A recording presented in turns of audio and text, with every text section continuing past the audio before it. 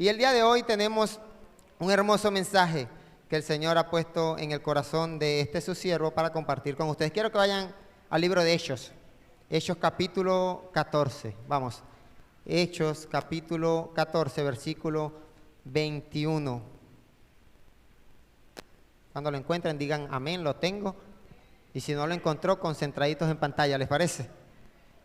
Hechos capítulo 14, versículo 21 en adelante. Dice, después de anunciar las buenas nuevas en aquella ciudad y de hacer muchos discípulos, Pablo y Bernabé regresaron a Listra, a Iconio y a Antioquía, fortaleciendo a los discípulos y animándolos a perseverar en la fe. Es necesario pasar por muchas dificultades para entrar en el reino de Dios, les decían. Fíjense esa forma de animarlos. Es necesario que pasen dificultades. Esa era la forma de animarlos a ellos. Fíjate que no los animabas diciéndoles todo va a estar bien, no se preocupen, todo está resuelto, sino que la forma de animarlos y fortalecerlos era decirle, es necesario pasar por muchas dificultades para entrar en el reino de Dios, así como tú y yo pasamos por dificultades muchas veces.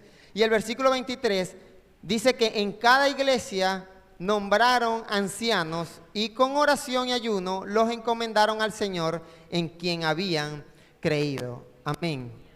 Gloria al Señor. El ministerio de estos siervos de Dios iba, digamos que de ciudad en ciudad predicando el evangelio de Dios, el reino de los cielos. Y cuando ellos vuelven, Pablo y Bernabé vuelven a unas ciudades, dice la palabra que ellos fortalecieron a la iglesia y establecieron ancianos, personas que iban a estar a cargo de la iglesia en esas diferentes ciudades, lo que actualmente nosotros llamamos pastores. Son las personas que el Señor pone al frente de cada comunidad cristiana, en cada pueblo, cada ciudad, para que puedan dirigir la obra de Cristo. Y fíjate que la manera en la que ellos los fortalecen es diciéndole que van a pasar por muchas dificultades.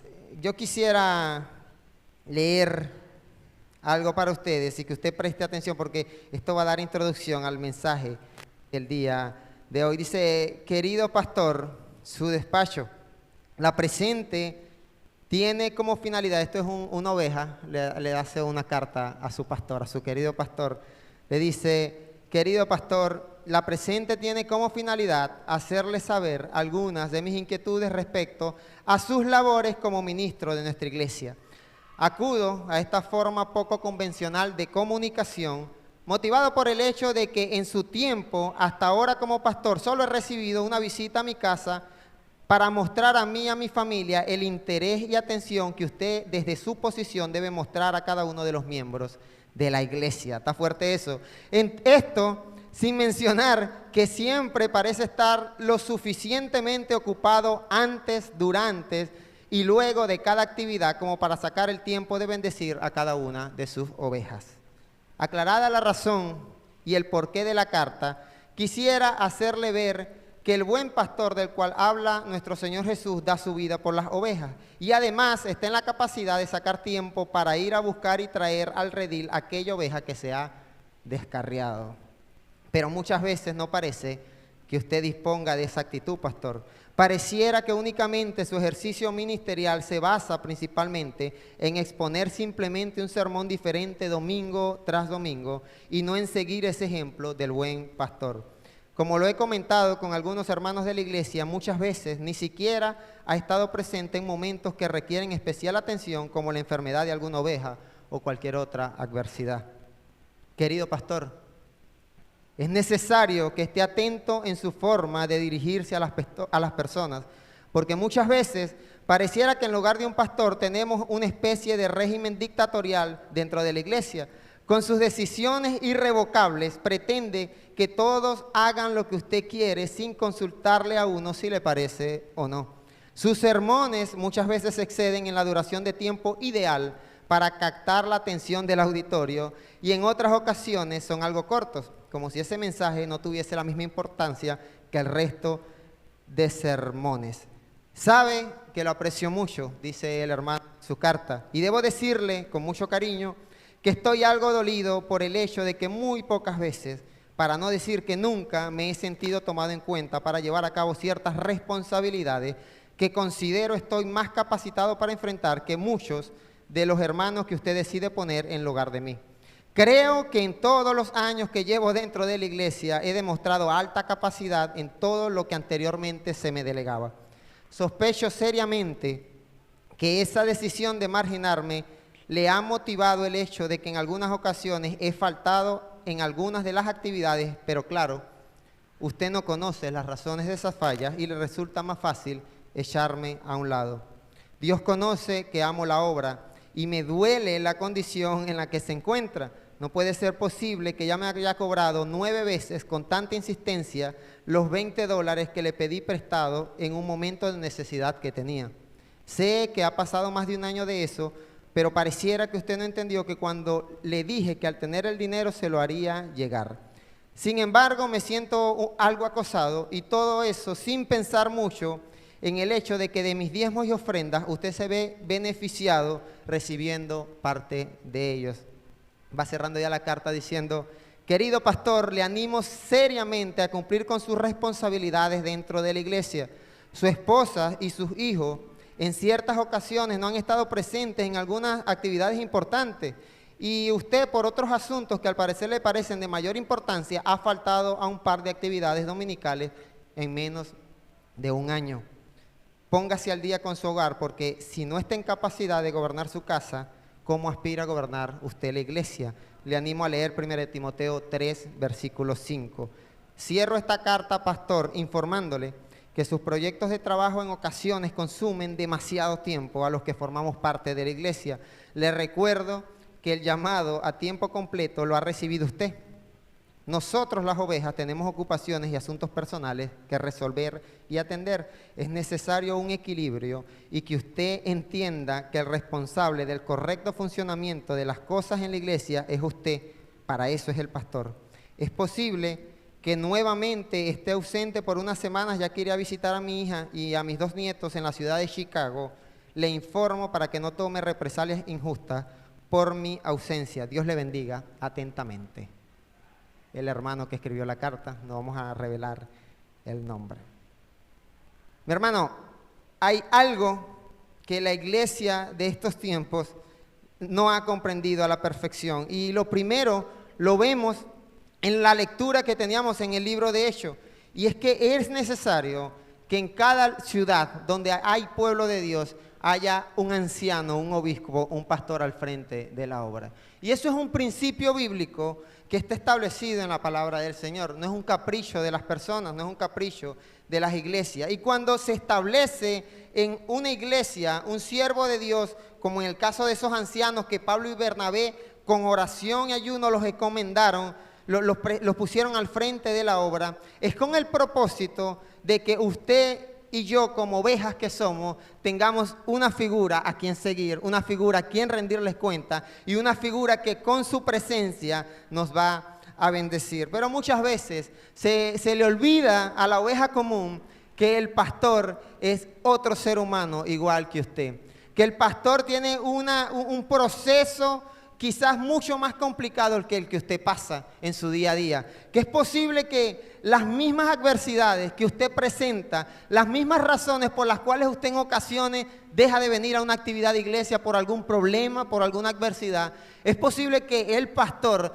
también esté pasando por algo similar. Y el día de hoy yo quiero con este mensaje, yo estoy convencido que el Señor quiere que tú como parte de la iglesia comprendas varios aspectos de la vida del pastor que muchas veces parecemos ignorar y parecemos pasar por alto. Y creemos, como el hermano que escribió esta carta, creemos que el pastor es una figura que no puede cometer errores, es una figura que no puede faltar nunca a la iglesia, quizás es una figura que está al servicio total de la iglesia, es nuestro empleado. Muchas veces creemos, o las iglesias creen, que los pastores son sirvientes, esclavos de las ovejas, porque las ovejas son las que ofrendan. Y qué idea tan equivocada. Y en estos últimos tiempos que el Señor nos ha permitido compartir testimonios con otros pastores, el Señor ha ido perfeccionando este mensaje que el día de hoy usted va a escuchar. Quiero que vayamos al libro de 2 Corintios capítulo 4 y quiero aclarar algo que quizás tú desconoces o ignoras, y es que el pastor se desanima. el pastor de una iglesia se desanima. Hemos escuchado testimonios de pastores que por problemas financieros llegan a un estado de desánimo que muchas veces los lleva a abandonar el ministerio pastoral. Y es más fácil para la oveja, como usted y como yo, acusar y señalar, que tratar de entender el por qué ese hijo de Dios que el Señor ha establecido en una iglesia cayó en esa situación de desánimo. A veces creemos que el único que se puede desanimar es usted. Usted sí puede desanimarse y el día que esté desanimado, pues usted no va a la iglesia. Y quizás nadie lo va a acusar, sino que tiene que estar el pastor allí para reanimarlo. Pero quiero preguntarte y llevarte a pensar, ¿quién anima a un pastor, a un siervo de Dios en sus momentos de desánimo, aparte del Espíritu Santo? En estos últimos tiempos también se están desarrollando ciertos ministerios, hay uno titulado Pastoreo de Pastores, y es con la intención de enseñar a la iglesia estos principios bíblicos que forman parte del ministerio pastoral. Y cuando usted, como parte de la iglesia, usted entiende que el pastor que Dios ha puesto en su congregación puede desanimarse, tiene momentos de debilidad, usted va a entender que también es su responsabilidad animar al que está caído. Porque sabes que cuando la palabra nos manda a animarnos unos a otros, el principio no va desde la autoridad hacia la oveja. El animarnos unos a otros, tú también puedes hacerlo con algún líder. He visto hijos animando a sus padres. Qué maravilloso vínculo puede existir y qué manera de demostrar el amor de Dios en medio del desánimo de algún hermano. Y ese hermano que usted tiene puede ser su pastor. Su pastor, el pastor de su iglesia, tiene problemas quizás mucho más complicados que los que usted enfrenta. Y por tonterías muchas veces tú te desanimas. Y sabes que el pastor también tiene que lidiar con tus tonterías y también tiene que lidiar con sus propios conflictos internos. Pero dice la palabra en 2 Corintios 4:16, por tanto, no nos desanimamos. Al contrario, aunque por fuera nos vamos desgastando, por dentro nos vamos renovando día tras día. Pues los sufrimientos, esta promesa es maravillosa, pues los sufrimientos ligeros y efímeros que ahora padecemos producen una gloria eterna que vale muchísimo más que todo sufrimiento. Para la gloria del Señor hay unas promesas maravillosas para todos aquellos que nos desanimamos, que pasamos momentos de adversidad. Pero este hombre que se atrevió de manera valiente, digo yo, a enviar una carta a su pastor, no comprendía que su pastor era un individuo más, un creyente más, que era atacado por el enemigo y que posiblemente muchas veces pasaba periodos de desánimo.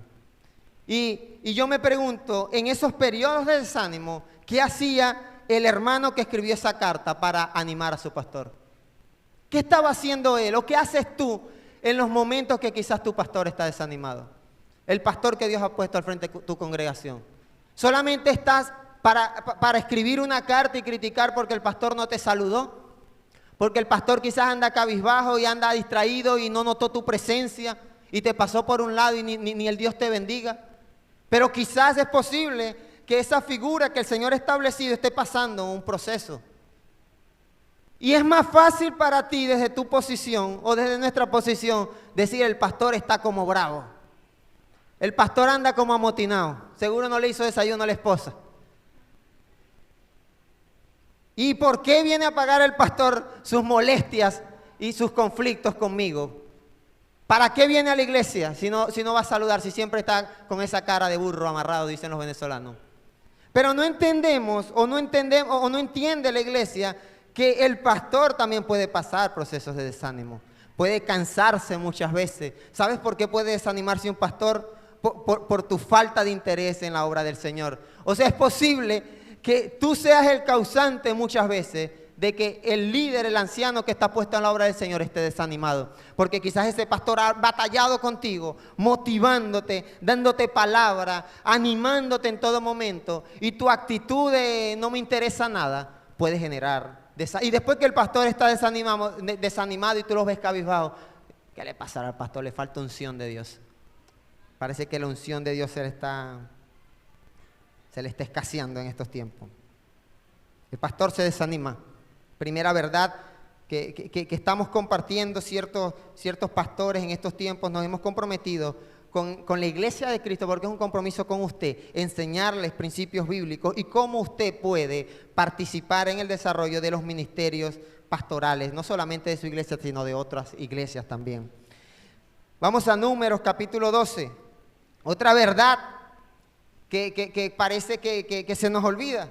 El pastor se equivoca, así como tú te equivocas muchas veces. Sabes que el pastor también tiene el derecho de equivocarse y se va a equivocar muchas veces. Moisés había tomado por esposa a una egipcia. Así que Miriam y Aarón empezaron a murmurar contra él por causa de ella. Es decir, Moisés era el líder del pueblo de Israel y tomó a una mujer como esposa que no era israelita, era egipcia. ¿Y qué hicieron las ovejas? Dijeron, el pastor comenzó, se volvió loco el pastor. ¿Cómo el pastor va a tomar esa decisión? Eso no tiene sentido. Y decían, ¿acaso, Números 12:2, acaso no ha hablado el Señor con otro que no sea Moisés?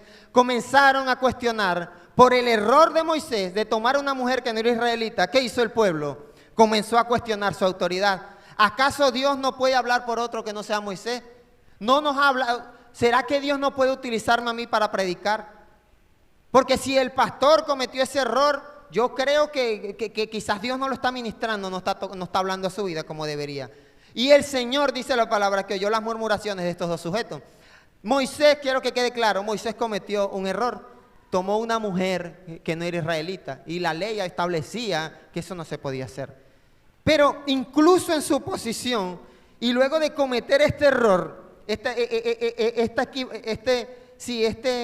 esta situación, tomar esta mujer que no era israelita, eso no daba autoridad a las ovejas o al pueblo de Israel para cuestionar la autoridad de Moisés. Hermano, si el pastor de una iglesia se equivoca, comete un error, por más fatal que parece, eso no le da autoridad a usted para que usted cuestione o para que usted critique. Eso no es que como el pastor que me está dando motivos para hablar, no funciona así el ministerio pastoral. Y ya lo vamos a ver, cuando estas dos personas comenzaron a murmurar, dice la palabra que Dios oyó sus murmuraciones. Fíjate que Dios no oyó, no dice la palabra que Él se enfocó en el error de Moisés. Él oyó fue que había personas que ya habían comenzado a criticar. Y el versículo 3 revela algo que usted muchas veces desconoce quizás de su pastor. Aunque este hombre Moisés había cometido un error, dice la palabra que Moisés, versículo 3, era muy humilde, más humilde que cualquier otro sobre la tierra. ¿Sabes que esa humildad Miriam y Aarón no la notaron al momento de criticar? Notaron solamente su error. Y quizás eso puede estarte pasando a ti.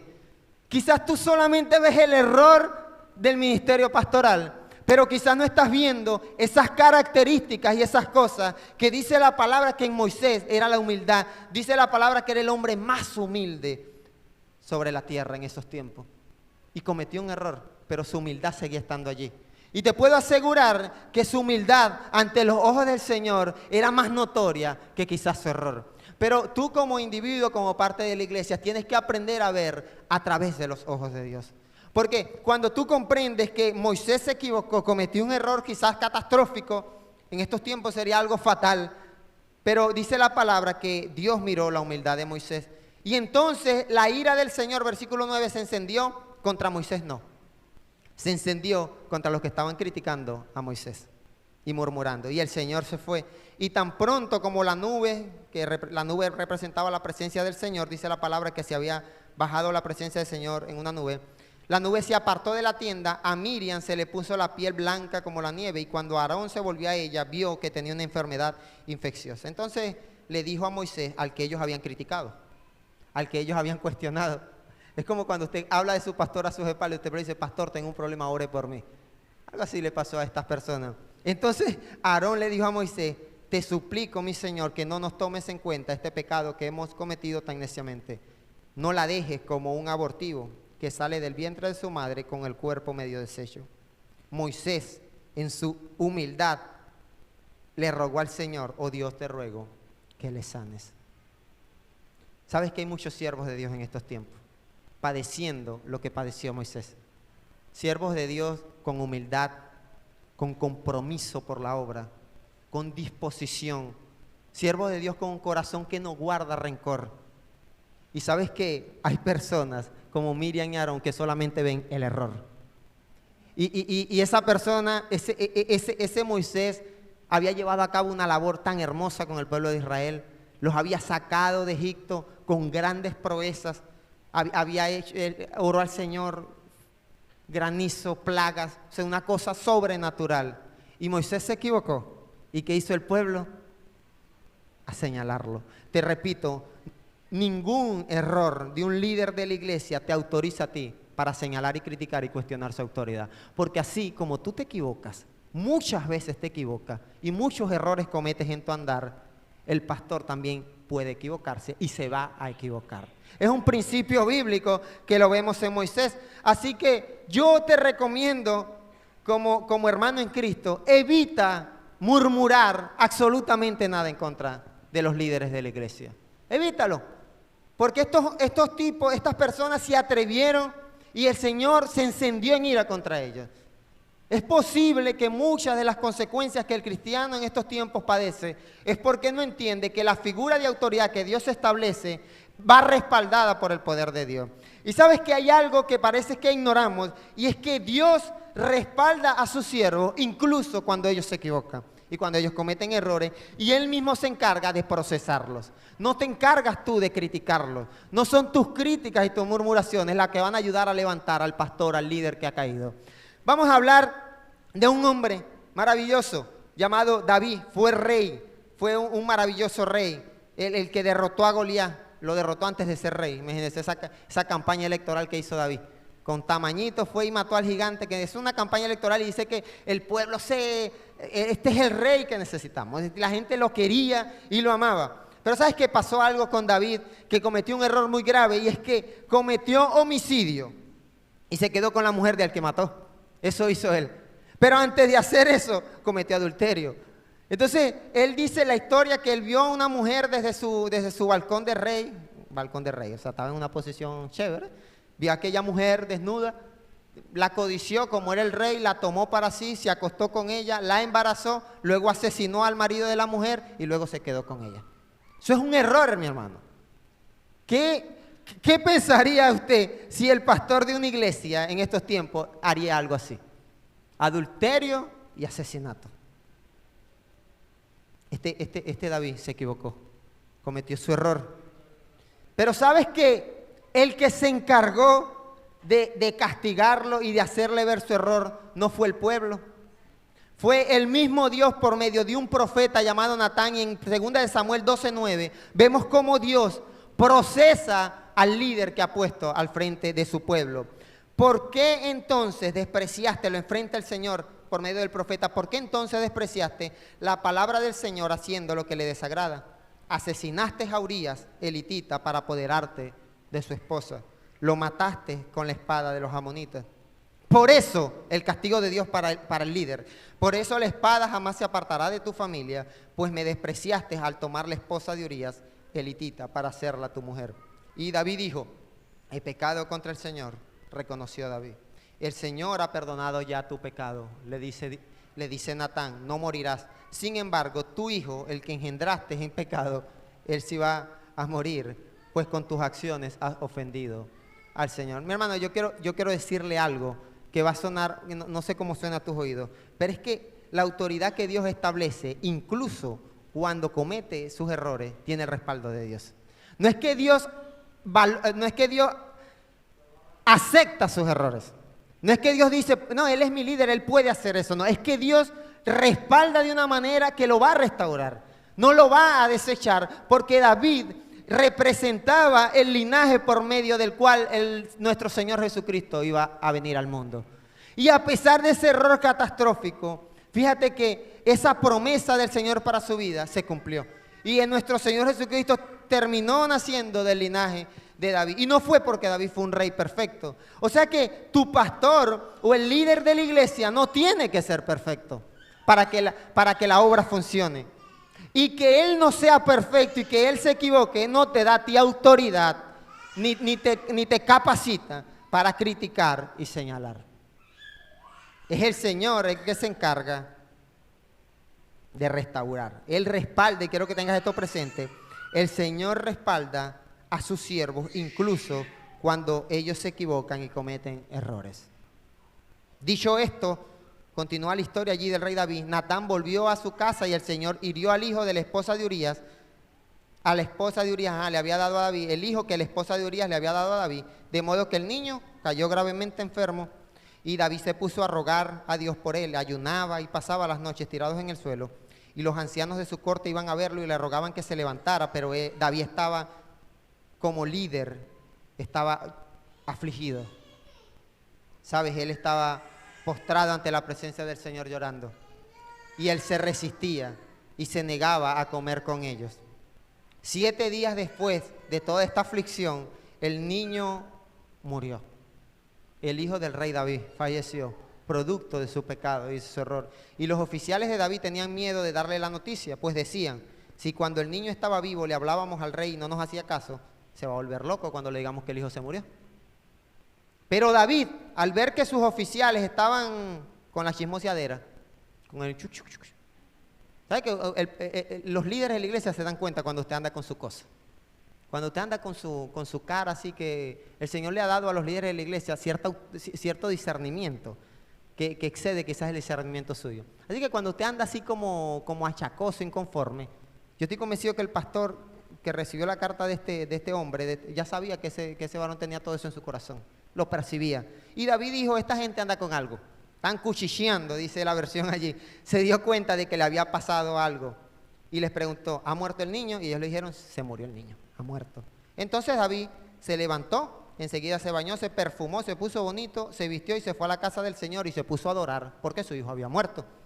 Después regresó al palacio y dijo, denme comida que tengo ya 7 días ayunando y tengo hambre. Le sirvieron alimentos y comió. Y la gente comenzó, se volvió loco el rey, se volvió loco el pastor. Nuevamente aquí, ¿qué forma de actuar es esta? Cuando el niño estaba vivo, usted estaba llorando. Y ahora que se ha muerto, entonces usted se levanta y se pone a comer. Cuestionando nuevamente la autoridad de un hombre que acaba de ser procesado directamente por Dios. ¿Sabes? Tú no sabes, tú no conoces cuál es el proceso que Dios está actuando con cada líder de la iglesia, con cada pastor. Y como tú no conoces ese proceso y la forma de restauración que Dios está utilizando para levantar, es mejor que te calles y no opines al respecto. Es mejor que guardes silencio y no seas como Miriam y Aarón o como estos hombres que dijeron, pero ahora el rey se le murió el hijo y ahora sí se puso feliz. Ahora se fue a adorar al templo y se levantó del ayuno.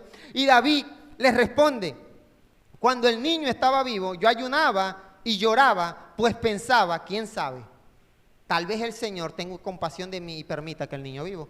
Pero ahora que el niño ha muerto, ¿qué razón tengo para ayunar? ¿Acaso puedo devolverle la vida? Yo iré a donde él está, aunque él ya no volverá a mí.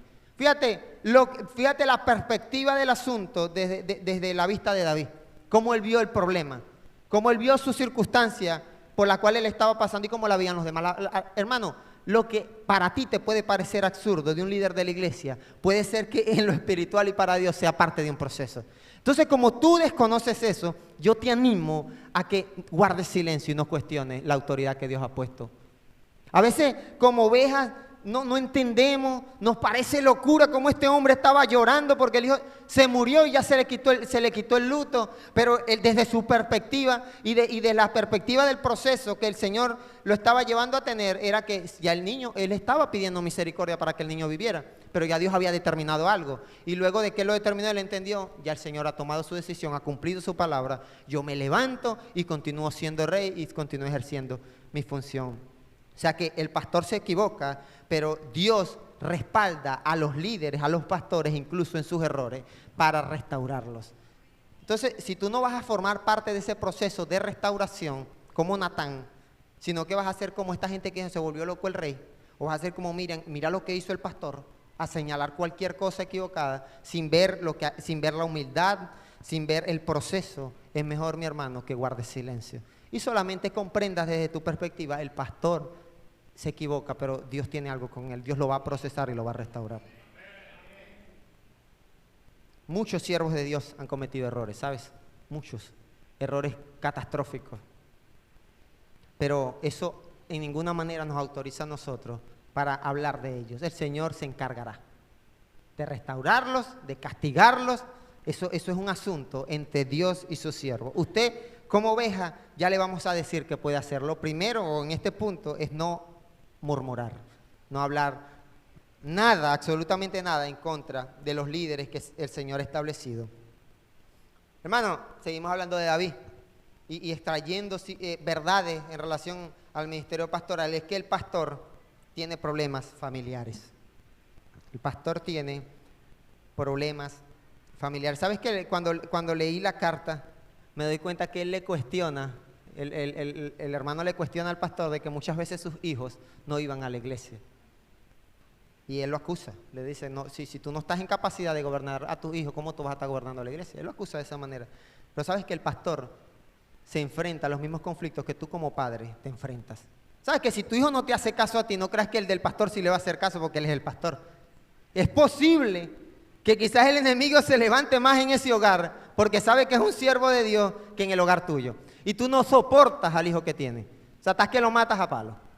Pero si el pastor se le presenta un conflicto allí, él no puede. O sea, es cuestionado, es criticado. Pero escucha esto que le pasó a David. David tenía un hijo llamado Absalón. Ya había pasado el proceso de perder un hijo producto de su pecado. Y tenía un hijo llamado Absalón que el tipo se le rebeló de una forma abierta ante el pueblo. Quería poner al pueblo en contra del rey David. Y él llevó a cabo muchas acciones perversas, Absalón. Pero sabes que en todo ese proceso el Señor nunca desechó a David porque su hijo estaba en rebeldía. Porque el Señor ve lo que tú como ovejas no ves de los siervos del Señor. El Señor vio de Moisés su humildad. Quizás tú no ves eso de tu pastor. Quizás el Señor ve de su siervo su compromiso. Comete errores, se equivoca, pero quizás el Señor dice, ese siervo está comprometido. Pero quizás tú desde tu posición no estás en capacidad de verlo, solamente estás en capacidad de ver los problemas, los errores que quizás él comete. Pero este rey David tuvo varias experiencias, algo negativas, y al final de todo ese proceso, ¿sabes qué dijo el Señor? David tiene el corazón conforme al mío, dijo el Señor. A pesar de que cometió asesinato, adulterio, se le murió un hijo pequeño, recién nacido, y también tuvo un hijo que estuvo en rebeldía. El Señor siempre estuvo respaldando a su siervo. Dice la palabra en 2 Samuel 18:31, entonces, en el momento que luego de toda esta guerra que se genera entre Absalón, su hijo, y el rey David, Absalón muere en medio de una guerra, unas experiencias allí. Y dice que cuando llegó el cusita, era un mensajero, anunció al rey, le traigo buenas noticias, su majestad, el Señor lo ha librado hoy de todos los que se habían rebelado en contra suya. Revelado su hijo, él está diciendo, el Señor lo libró de su hijo. Y el rey David preguntó, ¿está bien el joven Absalón? Preguntó el rey, el cusita contestó, que sufran como ese joven los enemigos de su majestad y todos los que intentan hacerle el mal. Es decir, Absalón había muerto. Y el rey David al oír esto se estremeció y mientras subía al cuarto que encima de la puerta lloraba, que está encima de la puerta, lloraba y decía, ay Absalón, hijo mío, Absalón, hijo mío. Ojalá hubiera muerto yo en tu lugar. Ay, Absalón, hijo mío, hijo mío. ¿Sabes que el rey David también lloraba? Tenía problemas personales. Y sabes que seguramente a él le dolió mucho la rebelión de su hijo. Le dolió mucho que personas muy cercanas a él se aliaran con su hijo para rebelarse en su contra. Y cuando tú entiendes eso de un pastor, sabes que los mismas ridiculeces por las que tú peleas con tu esposa, las mismas tonterías que se generan en tu hogar de conflicto, el pastor también puede tenerlas con su esposa. Sabes que el mismo conflicto, las mismas situaciones económicas que a ti la plata no te alcanza, es posible que al pastor no le alcance la plata también. O sea que el pastor es una figura de autoridad que Dios ha puesto, pero está también en una posición similar a la tuya al momento de enfrentar los ataques del enemigo. Y nada le da autoridad bíblica a la iglesia, absolutamente nada, para cuestionar, criticar o atacar al ministerio pastoral. La carta que escribió este hombre no estaba respaldada absolutamente por nada de lo que decía la palabra del Señor.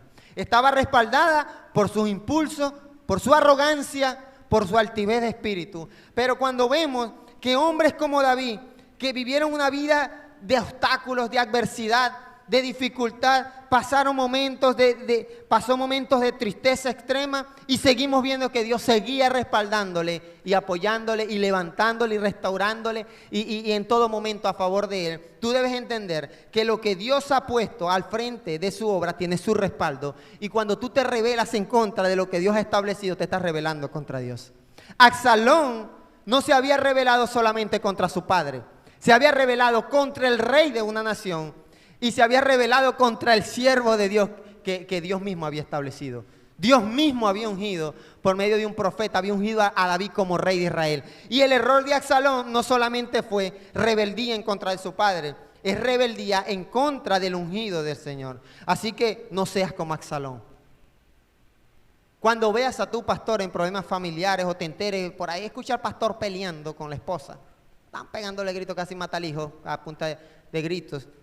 O cuando veas que quizás el pastor que tiene hijos tiene problemas allí con sus hijos, a hijos en rebeldía, eso no te autoriza a ti para tú señalar y criticar. Ya te vamos a decir qué puedes hacer al respecto. El pastor se cansa. Seguimos hablando de David. Según de Samuel 21 dice que los filisteos reanudaron la guerra contra Israel y David salió con sus oficiales para hacerle frente. Pero David se quedó, ¿cómo se quedó David? Cansado, mi hermano. Así que intentó matarlo un gigante, porque el líder estaba cansado.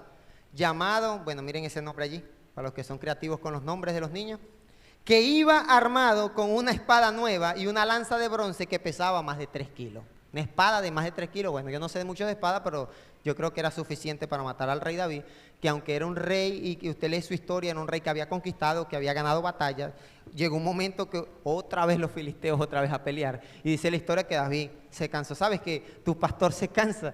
¿Sabes de qué se puede cansar? Se puede cansar de tu desinterés. Se puede cansar de animarte, y ya pues te deja de animar porque se cansó de animarte. ¿Sabe que el pastor se cansa quizás de todas las labores? Porque el pastor, ante los ojos de la iglesia, es el único que no puede faltar una actividad. Usted puede quedarse dormido en un matutino. Y el pastor, pastor, me quedé dormido. Bueno, acuéstese más temprano y párese temprano, es lo que le va a decir el pastor. Pero que el pastor se quede dormido dos días de matutino seguido, ya eso ante sus ojos quizás no es aceptable. Pero el pastor o el líder de un pueblo también está está expenso a cansarse de las batallas, de las luchas, muchas veces contra la misma iglesia, las luchas que tiene contra el enemigo allá afuera también. Y vemos que David estaba ahí, usted lee la historia y eso estaba guerra, y dijo un momento, bueno, me cansé ya. O sea, el rey David se cansó. ¿Y sabes qué es lo que generalmente pasa cuando un líder de un pueblo se cansa? Sale alguien para matarlo. Sale alguien para... ¿Y sabes quién puede ser ese gigante? Tú con tus palabras, con tus comentarios. Viendo que el líder se cansó, vamos a acabarlo. Es el momento de nosotros destruirlo, dijo este gigante. Pero ¿sabes que hay algo sobrenatural que pasó allí? Y es que, sin embargo, versículo 17, Abisai, hijo de Sarbia, fue en ayuda del rey e hirió al filisteo y lo mató. ¿Sabes que Dios tiene hombres y mujeres como Abisai que van a defender a sus siervos? Así que no importa si tú quieres formar parte del grupo de los gigantes que tienen ese nombre súper raro y que quieren acabar con el rey, con el liderazgo, o tú puedes formar parte del grupo de los Abisai, que al ver que el rey estaba cansado, dijo, yo voy y lo defiendo. Y dice la palabra que hirió al filisteo y lo mató. Y allí los soldados de David le hicieron este juramento, un juramento de lealtad. Nunca más saldrá su majestad con nosotros a la batalla, no sea que alguien lo mate y se apague la lámpara de Israel. Qué maravilloso que vemos personas como Miriam, como Aarón. Vemos personas como estas que criticaron a David cuando lloró por su hijo y después se le pasó la lloradera. Y lo que dijeron, se volvió loco el rey. Y también hay personas como estos individuos que entienden que si Dios había establecido el rey David allí, él se cansaba. Para eso, mi hermano, para eso estás tú en la iglesia. Para eso Dios te ha puesto en la iglesia. Para que tú ayudes a llevar la obra, para que tú ayudes a llevar la carga, la batalla. En los momentos que el pastor no pueda, ahí estás tú. David era un excelente peleador, era un excelente guerrero el rey David, pero estaba cansado y estaba expuesto. Pero hubieron personas que le respaldaron. Para eso el Señor no te puso aquí, para decir, el pastor se quedó dormido, no vino para el culto. Esa no es tu responsabilidad. Tu responsabilidad es luchar por el lugar en el cual Dios te ha puesto. Y Dios te ha puesto en tu iglesia como un propósito. Y ese propósito se va a cumplir. Formes parte o no formes parte del propósito de Dios se cumple a favor de sus siervos. Pastor también se cansa, a veces trabaja escuchamos testimonios de pastores que muchas veces por situaciones económicas también tienen que proveer para su familia, pasan largas jornadas laborales buscando el sustento económico para sus hijos, para sus padres, para su esposa, y a veces llegan cansados a la actividad del domingo o a la actividad de la noche y quizás están con su rostro un poco, y la gente dice: el pastor vino hoy como obstinado. Quizás tú no sabes qué está pasando tu pastor. ¿Y qué estás haciendo tú? ¿Qué estás percibiendo? ¿Para qué Dios te puso dentro de la iglesia? Porque dice la palabra que el propósito de Dios para la iglesia era establecer ancianos para que dirigieran la obra. ¿Cuál es el propósito tuyo en la iglesia? Hay algo que esto que vamos a compartir es algo que ha azotado mucho al ministerio pastoral de estos tiempos, y es que el pastor se siente solo. El pastor se siente solo. Y un siervo llamado Pablo, misionero, le hablaba a su amigo Timoteo en la segunda carta, capítulo 4, versículo 9. Y Pablo le dice a Timoteo, y yo cuando leo esto, yo trato de ponerme en la posición de Timoteo. Y él le dijo a su amigo Timoteo: hermano en Cristo, haz todo lo posible por venir a verme cuanto antes. Pues Demas era un individuo, por amor a este mundo, me ha abandonado y se ha ido a Tesalónica. Crescente se ha ido a Galacia y Tito a Dalmacia. Solo Lucas está conmigo, le dice Pablo a su amigo Timoteo. Por favor, ven a verme. Un siervo como el apóstol Pablo, que estaba pasando adversidad, necesitó la presencia de un amigo, de un hermano. Solo Lucas está conmigo, recoge a Marcos y dice: no te vengas solo, tráete a Marcos y aquí hacemos algo, tráetelo contigo porque me es ayuda en mi ministerio. Muchas veces, pastores con congregaciones inmensas, tantas personas que vienen a la casa del Señor. ¿Cuántas iglesias había fundado Pablo? ¿Cuántas ciudades había visitado Pablo? ¿Cuántas veces había él consolado, animado? ¿Cuántos milagros no había hecho el apóstol Pablo? Y llegó un punto de su historia en la que dijo: estoy solo. Demas, que estaba aquí, se fue al mundo y me abandonó.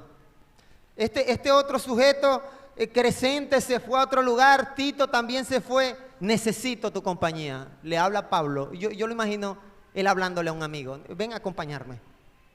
Quizás no quiero pasar la noche solo. Quizás tengo problemas en el hogar.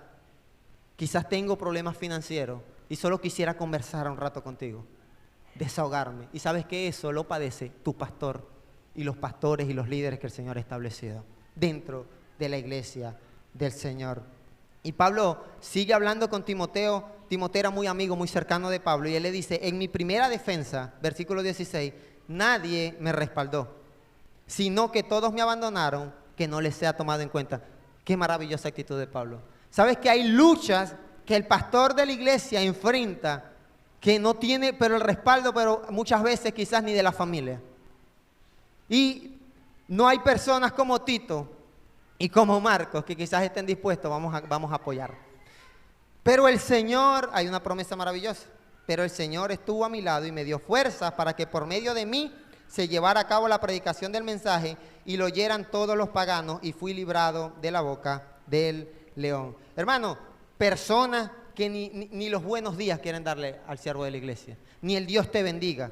Personas que ni una llamada para decirle: pastor, me acordé de ti, estoy orando por ti. Pastores, siervos de Dios, por testimonios que hemos escuchado, que se sienten, muchas veces entran en estado de depresión. ¿Sabes qué? Es la última opción el pastor para invitarlo a partir la torta y a compartir con la familia. No nos acordamos del pastor para eso. Comentaba un pastor y él decía: pero es la primera opción cuando hay escasez. Pastor, venga y ore, y ahí está el pastor como un siervo a apoyar. Vamos a orar. Pastor, venga y ore por esta enfermedad, y el pastor es el primero y es su responsabilidad, dirá usted. Es responsabilidad del pastor cumplir como decía este hombre que escribió la carta. Esta es la responsabilidad. ¿Cómo el pastor no me va a visitar a mí? Es su responsabilidad. Pero, ¿dónde estás tú? ¿Cuántas veces tú has visitado al siervo del Señor para hablar con él, para compartir con él? ¿Cuántas veces hiciste la labor de la tsunamita que vio al profeta Eliseo y le dijo: le va a preparar un apartamento tipo estudio para que Eliseo, que es el siervo de Dios, descanse? Y sabes que hay mucha bendición para las personas que toman la acción de Tito y de Marco y de la tsunamita de acompañar al siervo del Señor. Hay mucha bendición. Y hay muchas bendiciones que tú te estás perdiendo por egoísta. Y por no entender que el pastor también es tu hermano en Cristo, también necesita quizás un consejo o necesita conversar, pasar un rato de amistad, de familia, de compartir. No nos acordamos de ellos. Pero cuando el pastor falla, cuando Moisés tomó a la egipcia, ahí sí decimos, mira lo que hizo el pastor. El líder se equivocó, mira ¿y eso qué es el pastor? ¿Eso qué es el pastor? Se equivocó el pastor. Pero ¿cuántas veces el pastor ha estado pasando circunstancias? ¿Y tú qué has hecho? Personas que ni el número de teléfono del pastor tiene. Para enviarle un mensaje bíblico, un versículo, pastor, Dios te bendiga. Buen provecho, no sé, cualquier cosa. El pastor también se siente solo cuando tú, como parte de la iglesia, no lo tomas en cuenta para tus necesidades y adversidades. ¿Qué pasa? Que muchas veces Dios establece a los ancianos, ¿sí? Y tú te estás muriendo y tú prefieres pedirle ayuda al que no se congrega nunca.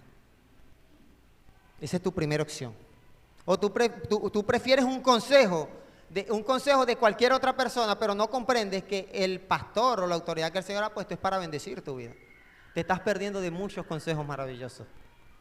Te estás perdiendo de cosas increíbles cuando tú entiendes que la figura que Dios ha puesto tiene el respaldo de Dios, incluso en sus errores, y tú desde tu posición tú debes reconocer, y aunque el apóstol Pablo estaba pasando un periodo allí de soledad, de tristeza, yo estoy convencido, no voy a decir seguro, pero estoy convencido que Pablo seguro lloraba en medio de su soledad, preso a causa del evangelio, tantas personas que él había predicado y absolutamente nadie, yo no sé si era que nadie le llevaba un desayuno a la cárcel, un almuerzo, un juguito, no sé.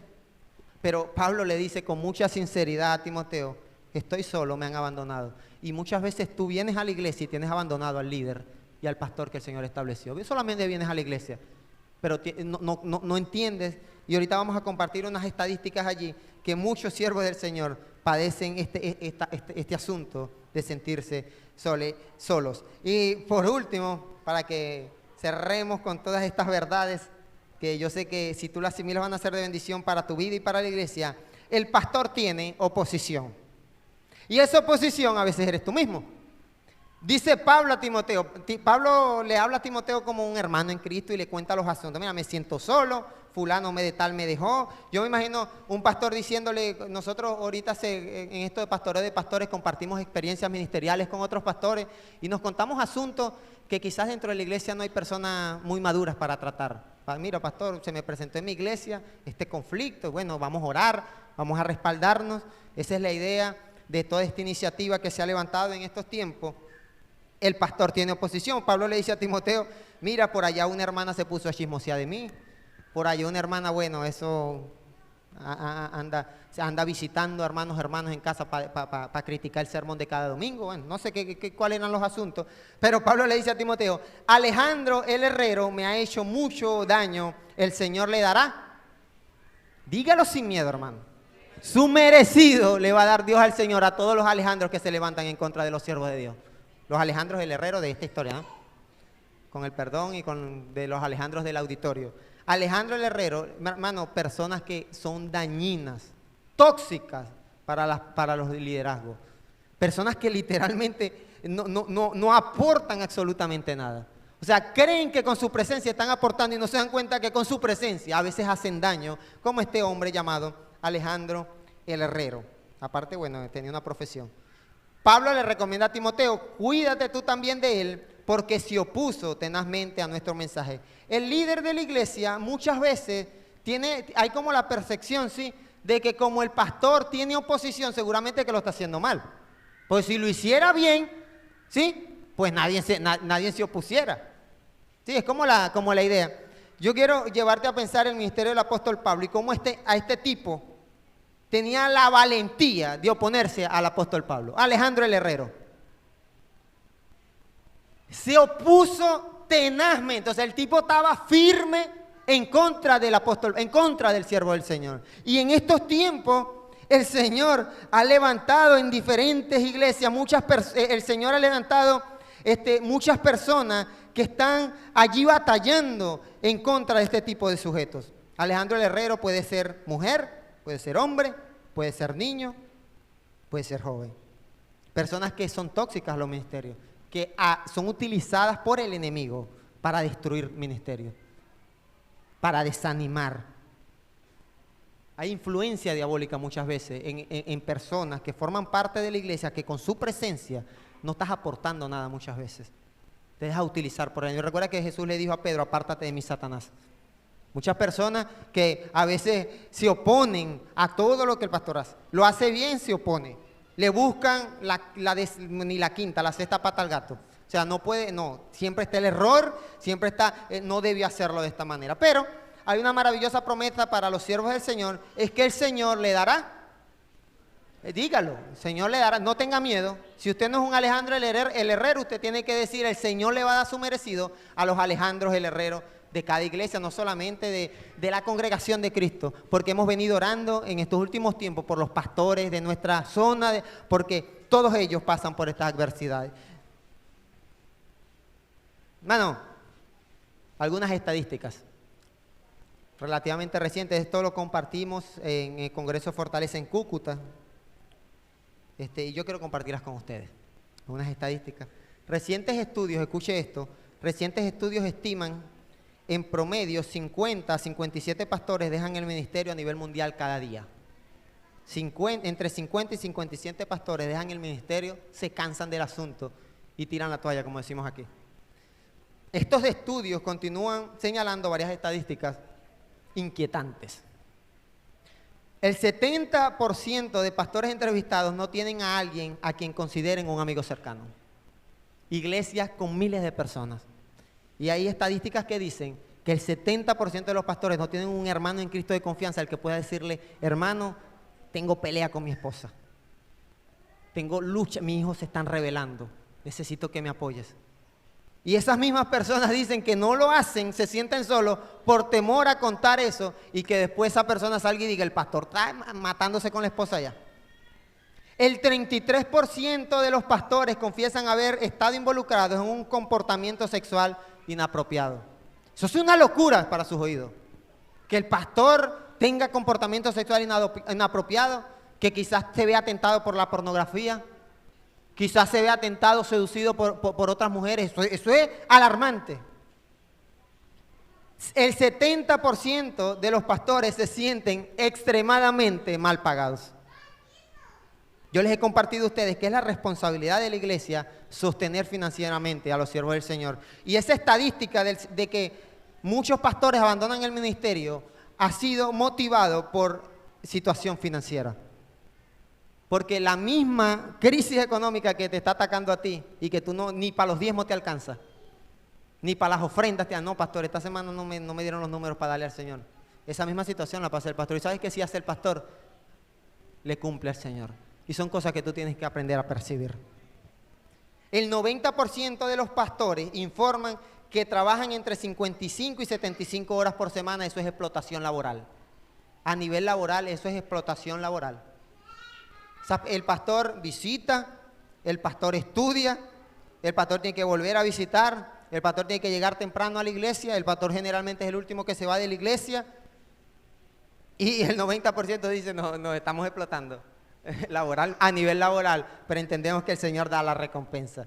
Yo les he compartido muchas veces con hermanos y con otros pastores, compartíamos más o menos qué tiempo uno le dedica a un mensaje dominical para que usted nos escuche 40 minutos nada más. Un tiempo que se involucra oración, involucra estudio de la palabra, bosquejo, todo aquello, todo ese tiempo sumado con el tiempo de ir a visitar, sumado con el tiempo de las actividades de la iglesia. Y si sumamos allí los pastores que ejercen jornadas laborales ajenas a la iglesia, muchos de ellos pues se agotan del cansancio, el físico se les cansa. El 80% de los pastores creen que el ministerio pastoral ha afectado negativamente a sus familias. Lo reconocen.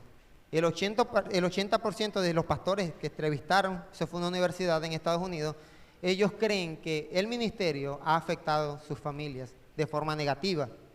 El 80% de los pastores se sienten descalificados y desanimados en su papel de pastor. Es decir, hay un principio 80-20, es un principio de Pareto. Es decir, que de cada 100 personas, 80 menosprecian al pastor que está en la iglesia.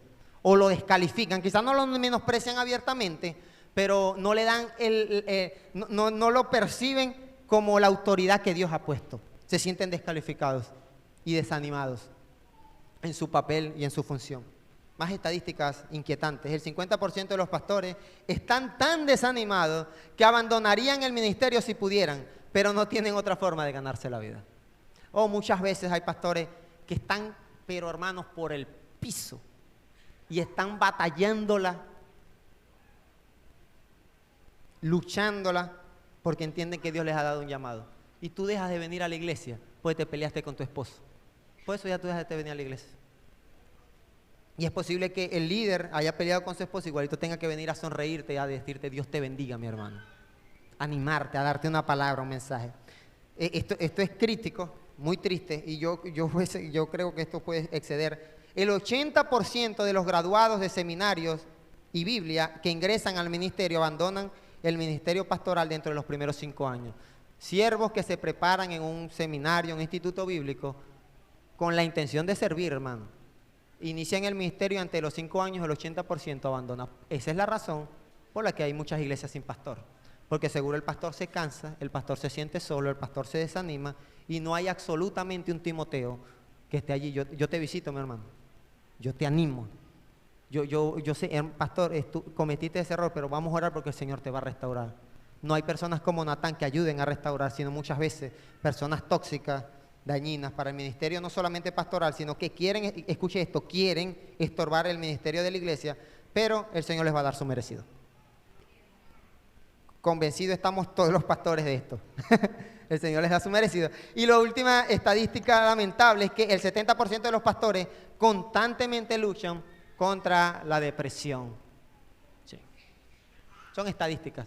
Posible que no sean tan exactas, pero sí está pasando esto en el ministerio. Así que yo como pastor, yo les he dicho a ustedes, oremos por los pastores. ¿Sí se los he dicho o no? En los cultos de oración, los siervos de Dios de nuestra comunidad, hay que orar por ellos. Porque el día que ese siervo caiga y usted no ha orado por él, usted es el que no opina, hermano.